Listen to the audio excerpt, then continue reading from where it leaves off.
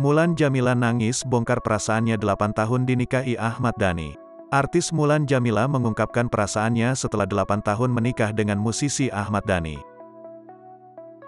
Dalam perjalanannya menikah, Mulan Jameela merasakan kenikmatan luar biasa bisa hidup bersama Ahmad Dhani.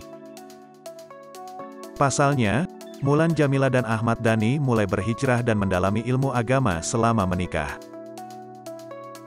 Video Mulan Jameela menangis menceritakan perjalanan hijrah pernikahannya di sebuah acara kini menuai sorotan publik.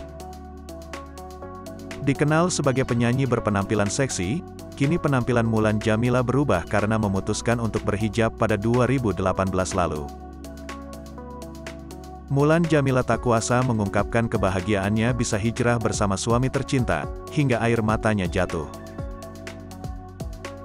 Beribadah sama suami, aduh ya Allah, ujar Mulan Jameela dengan ekspresi terharu.